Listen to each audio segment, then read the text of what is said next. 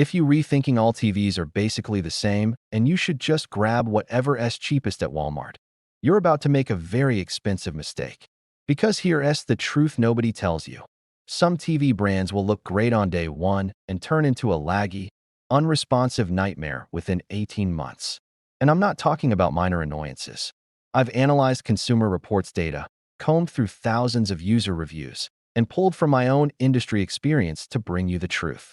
We're looking at picture quality, smart platform performance, build reliability, and most importantly, whether these brands respect your time and money after the sale.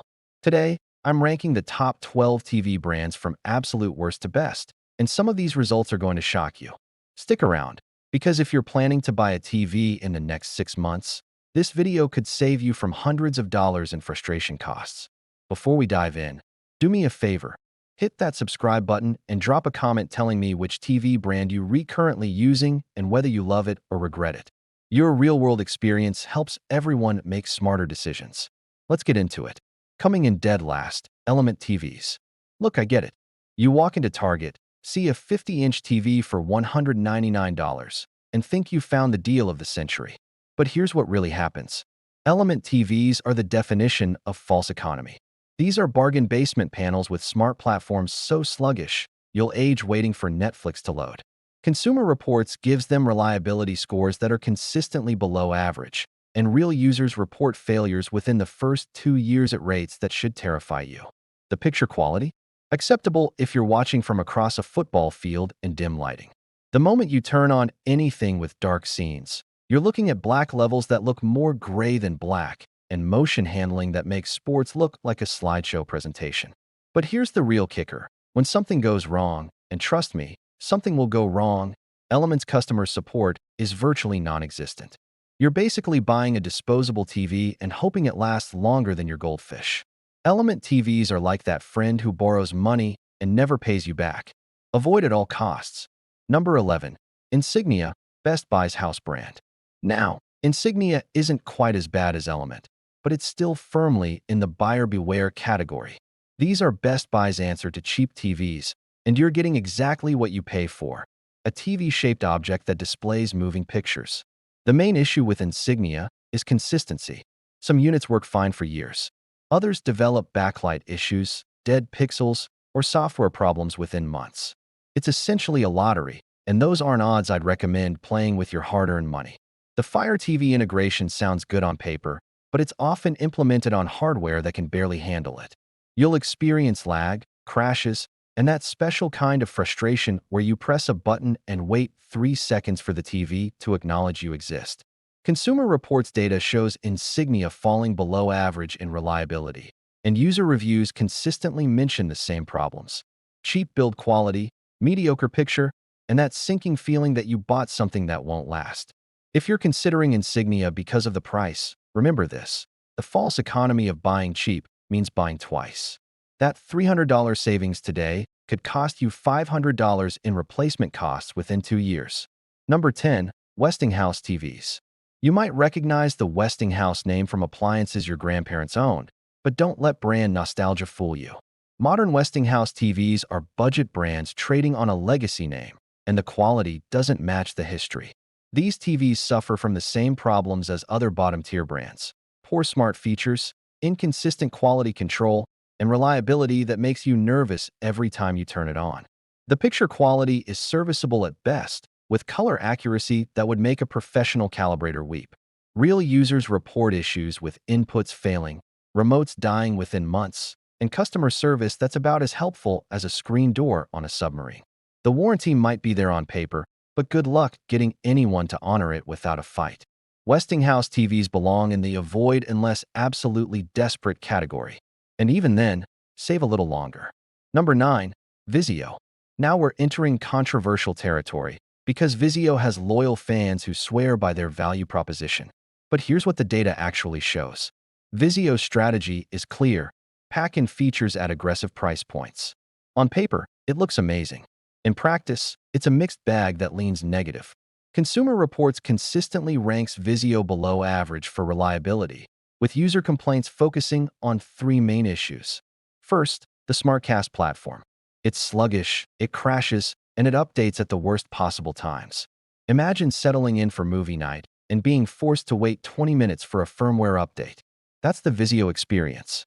Second, quality control. Some Vizio TVs work great. Others develop vertical banding, backlight bleed, or complete panel failures within the warranty period. It's inconsistent in a way that makes buying one feel like gambling. Third, longevity. Talk to Vizio owners 3 years into ownership, and you'll hear stories about sudden deaths, HDMI ports that stop working, and pictures that degrade over time. But here's where Vizio gets credit. Their higher-end models, particularly the P-Series Quantum and OLED offerings, punch above their weight class in picture quality. If you're getting a Vizio, go mid-range or higher, extend the warranty, and pray to the electronics gods. Vizio is like that friend who's fun at parties but can't hold down a job. Exciting in the short term, questionable for the long haul. Alright, let's pause for a reality check. If you're rewatching this and thinking, but I have one of these brands and it works fine, that's great. I'm genuinely happy for you. But remember, we're talking about overall reliability trends across thousands of units. Your good experience doesn't change the statistical reality that these brands have higher failure rates. Now, as we move into the middle tier, things get more interesting.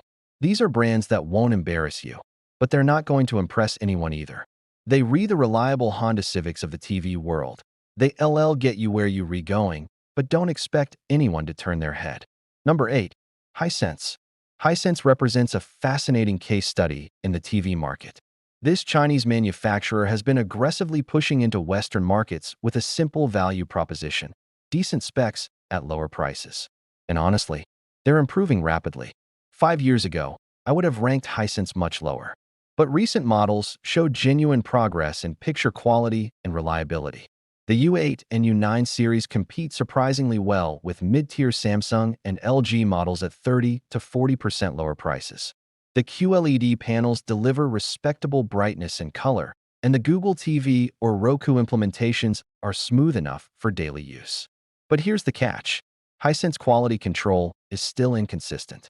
For every person who gets a fantastic panel, someone else gets one with uniformity issues or dead pixels. Customer service is improving but still lags behind top-tier brands. Consumer Reports gives Hisense average reliability scores, which is actually impressive for a budget-focused brand. Real users report satisfactory experiences more often than not, with the main complaints focusing on software bugs and occasional hardware quirks. If you're budget-conscious but want decent performance, Hisense is worth considering. Just buy from a retailer with a solid return policy and inspect that panel carefully in the first 30 days. Hisense is like that friend who used to be a mess but went to therapy and is really getting their life together. Still some growing pains, but the trajectory is positive. Number 7. Philips TVs. Now, here's where geography matters. Philips TVs sold in Europe are actually manufactured by TP Vision and maintain decent quality standards. But in North America, the Philips name is licensed to different manufacturers, and quality varies wildly. Generally speaking, Philips lands in solid mid-tier territory. Nothing spectacular, nothing terrible. The picture quality is adequate, the smart features work, and reliability is acceptable, if not impressive. The main issue with Philips is that they don't excel at anything. They're not the brightest, not the most color accurate, not the best motion handling, and not the most reliable. They're just there, occupying shelf space and hoping their brand recognition from other product categories carries them through. If you find a Philips TV on a good sale and don't have strong opinions about picture quality, it'll probably serve you fine. But at full price, there are better options both above and below this ranking. Number 6. Toshiba. Similar story to Philips. The Toshiba name carries weight from decades of electronics history, but modern Toshiba TVs are licensed products that don't match the glory days. That said, Toshiba TVs, particularly their Fire TV editions, offer reasonable value in the mid-range segment. The picture quality is competent, the Fire TV platform is well integrated, and reliability scores hover around average. The main selling point for Toshiba is consistency. While they don't have the highest highs, they also don't have the lowest lows. You're unlikely to get a lemon, but you're also unlikely to get a panel that makes your friends jealous. Real users describe Toshiba TVs with words like fine, decent, and good enough, which is both praise and criticism. They work. They display content. They don't break frequently.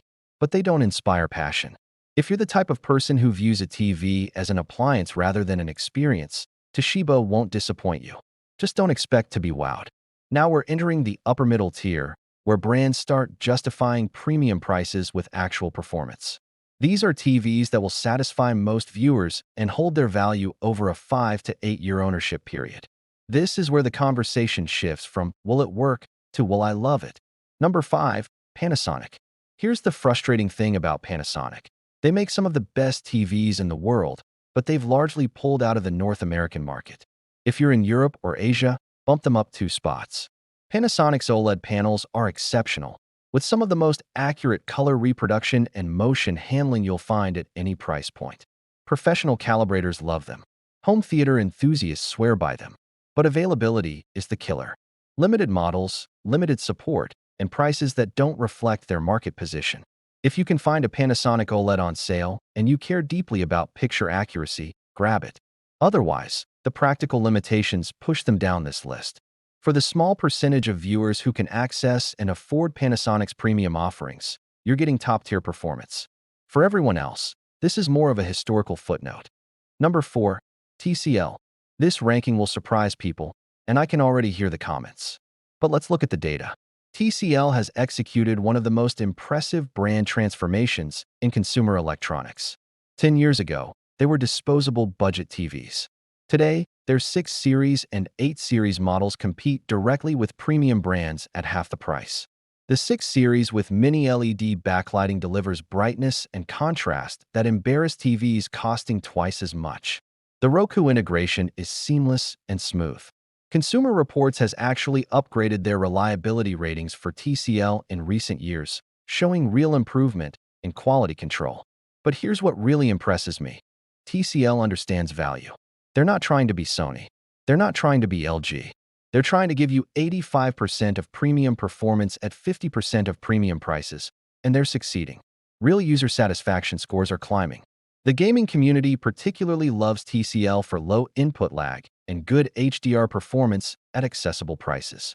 And when issues do occur, TCL's customer service has improved dramatically. The main weakness? Top-end picture quality still trails true premium brands. The color accuracy isn't perfect out of the box. The processing isn't quite as sophisticated. But for most viewing, most of the time, TCL delivers satisfaction that makes you feel smart for not overspending. TCL is like that friend who went to community college, worked hard, and now makes more money than your Ivy League buddies. Smart value always wins. If you're considering a TV under $1,500, TCL should be on your shortlist. Number 3. Samsung. Now we're in premium territory, and Samsung deserves respect even if it's not quite at the top.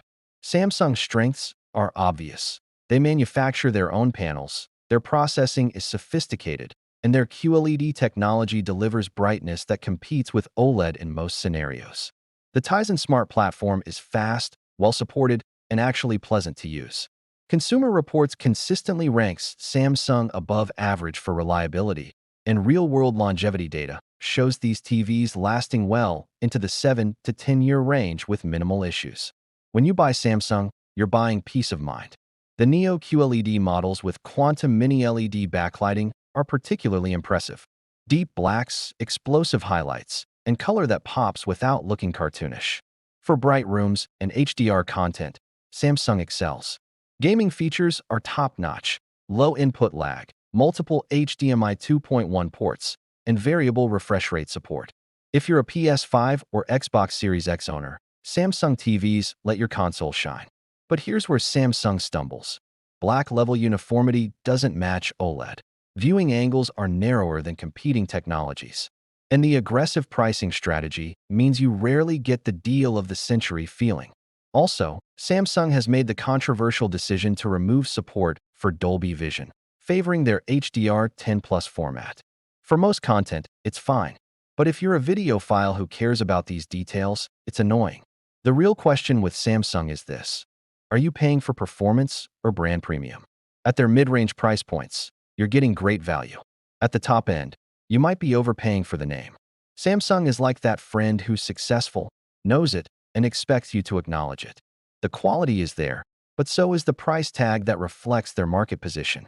For most buyers, Samsung represents a safe choice that will deliver satisfaction. Just shop smart and wait for sales. Number 2. LG. If you talk to home theater enthusiasts, half of them will tell you LG should be number 1. And honestly, they have a compelling argument. LG's OLED technology is the gold standard for picture quality. Perfect blacks, infinite contrast, incredible viewing angles, and color accuracy that makes cinematographers weep with joy. When you watch a properly mastered 4K HDR film on an LG OLED, you're seeing the content as the director intended. The WebOS Smart platform has matured into one of the best interfaces in the industry. It's fast, intuitive, and actually makes sense. Updates are regular and meaningful. The Magic Remote is legitimately useful instead of being a gimmick. Gaming performance on LG OLEDs is extraordinary. 120Hz refresh rates, near-instant response times, and HDMI 2.1 support across multiple ports. Professional gamers choose LG for competitive advantages. Consumer Reports rates LG above average for reliability, and real users report high satisfaction scores. When an LG OLED works, it works brilliantly. So why not number 1? 2 reasons. First, burn-in risk. Yes, it's improved dramatically. Yes, most users will never experience it. But if you watch content with static elements for hours daily, OLED carries risk that LED doesn't. LG has implemented protections, but the fundamental technology limitation remains. Second, brightness limitations. In dark rooms, OLED is unmatched. In bright rooms with lots of ambient light, QLED and Mini-LED can get significantly brighter, making HDR content pop more. This isn't a deal breaker, but it's real. Third, price. LG OLEDs command premium pricing, and while the performance justifies it, you're definitely paying for cutting-edge technology. Here's my recommendation. If you primarily watch in controlled lighting, care deeply about picture quality, and can afford the premium, LG OLED will blow your mind. You'll understand why enthusiasts get emotional about these panels. But if you have a bright room, watch a lot of daytime TV, or want the absolute safest long-term bet, keep reading. LG is like that friend who's genuinely talented, knows their worth, and delivers excellence. You'll pay more, but you'll understand why. Number 1. Sony. Here's why Sony takes the top spot. Even though it's close, they understand that a TV is the sum of its parts, not just one spectacular feature. Sony's picture processing is the best in the industry, period. Their reality creation engine takes average content and makes it look better than it has any right to. Their motion handling is so smooth that sports and action movies feel more natural than on any competing brand. But here's what really sets Sony apart: reliability. Consumer Reports consistently ranks Sony at or near the top for long-term dependability. These TVs last. I regularly encounter Sony panels from 2015 still performing flawlessly. That's not luck, that's engineering quality. The Google TV platform integration is seamless. The build quality feels premium. Every aspect of the user experience has been thoughtfully designed. From the cable management to the remote layout, Sony sweats the details. Sony's OLED models use LG panels but add Sony's superior processing, giving you the best of both worlds. Their Mini-LED models deliver brightness that competes with Samsung while maintaining better uniformity. For content creators and professionals, Sony's color accuracy out of the box is unmatched. For gamers, Sony's PlayStation partnership means perfect optimization for PS5. For movie lovers, Sony understands cinema because they make movies. The premium pricing is Sony's only real weakness. You'll pay 15 to 30% more than comparable Samsung or LG models. Real user satisfaction scores for Sony are remarkably high. People who buy Sony TVs tend to become Sony TV evangelists. That loyalty is earned through consistent excellence. Sony is like that friend who has their life completely together: successful career, healthy relationships, good values. They're expensive to hang out with, but you never regret the investment. If you can afford Sony's premium, you're buying peace of mind wrapped in exceptional performance. So there you have it, 12 TV brands ranked from worst to best based on real data, real user experiences, and real-world reliability. Here's your action plan. If you're budget conscious, look at TCL or Hisense. If you want the safest bet, go Samsung or Sony. If picture quality is your absolute priority and you watch in dark rooms, LG OLED is your answer. And if you see Element, Insignia, or Westinghouse on sale, walk away. Remember, a TV is something you'll interact with for hours every day for years. The difference between a good TV and a bad TV isn't just picture quality. It's whether you still like the thing in year 3 or whether you're shopping for a replacement and cursing past you for being cheap. If this video saved you from making an expensive mistake, hit that like button. Drop a comment and let me know which ranking surprised you most. And subscribe because I'm doing this same deep dive for soundbars, streaming devices, and gaming monitors. Your wallet will thank you, and so will future you when you're still loving your TV years from now. I'm out. Make smart choices.